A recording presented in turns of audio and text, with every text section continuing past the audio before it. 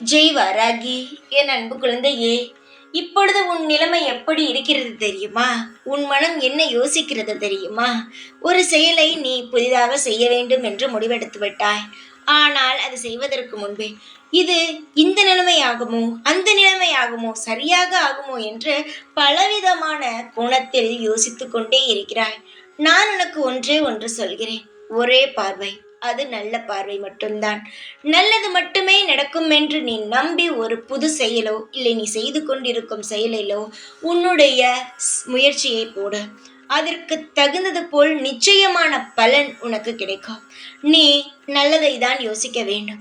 எல்லோரும் என்ன சொல்கிறார்கள்? நல்லதையே சிந்தியுங்கள் என்றுதானே சொல்கிறார்கள். எதற்கு அந்த வார்த்தை வந்தது சொல்? நல்லதை சிந்தித்தால் நல்லது நடக்கும். இப்படித்தான் நீ நினைக்கலாம். கெட்டது செய்பவனுக்கு மட்டும் எப்படி நல்லது நடக்கிறது என்று. தங்கமே, அவனுக்கு அவன் நல்லதுதான் நினைக்கிறான், மற்றவனுக்குத்தான் அவன் கெட்டது நினைக்கிறான். புரிகிறதா? அவன் வாழ்க்கையில் அவன் நன்றாக இருக்க வேண்டும் என்பதற்காக அடுத்தவனுக்கு துரோகம் செய்கிறான். அப்பொழுது அவன் அவன் வாழ்க்கைக்கு நல்லதுதானே நினைக்கிறான். அதனால் அவன் வாழ்க்கை நன்றாக இருக்கிறது.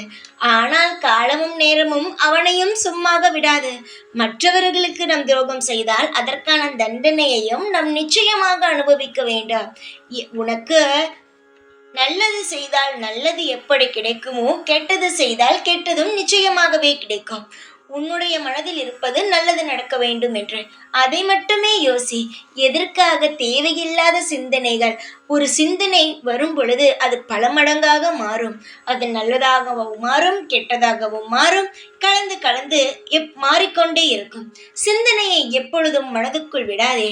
நல்ல சிந்தனையை மட்டுமே சிந்தித்து வந்தால் நிச்சயமாக வாழ்க்கை இன்றல்ல ஒரு காலகட்டத்தில் நிச்சயமாக மாறும். நல்லதை நினை என்று சொன்னால் நல்லதை மட்டுமே நினைத்து கொண்டு இரு. இந்த வாராகி இருப்பதை நீ ஒரு நாளும் நிச்சயமாக மறந்து விடாதே. காலம் முழுவதும், உன் வாழ்நாள் முழுவதும் தங்கமே, இந்த வாராகியானவள் நிலைத்து கம்பீரமாக உன் வீட்டில் இருப்பேன், உன்னுடன் இருப்பேன். நீ எங்கு சென்றாலும் உனக்கு நிழலாக இந்த வாராகி இருப்பேன். நீ ஒவ்வொரு விளக்கையும் என் கோவிலுக்கு வந்து ஏற்றும் பொழுது என்னுடைய கோவிலுக்கு வெளிச்சம் வந்தது. அதுபோலவே உன் வாழ்க்கையிலும் வெளிச்சத்தை தரவே உன் வீட்டிற்கு நான் வந்துவிட்டேன். இதற்கு பிறகும் கவலைப்படாதே.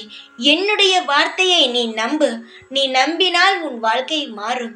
என்னுடைய வார்த்தையை கேட்கும் பொழுது எவ்வளவு உன் மனதில் சந்தோஷம் இருக்கிறதோ அது போலவே உன் வாழ்க்கையில் நான் சொன்னது அனைத்தும் நடக்கும் பொழுது மிகப்பெரிய சந்தோஷம் உன் வாழ்க்கையில் வந்து புகும். நிச்சயமாக நல்லது மட்டுமே நடக்கும். கவலையின்றி இரு. நான் இருக்கிறேன் எப்பொழுதும். ஜெய் வாராகி.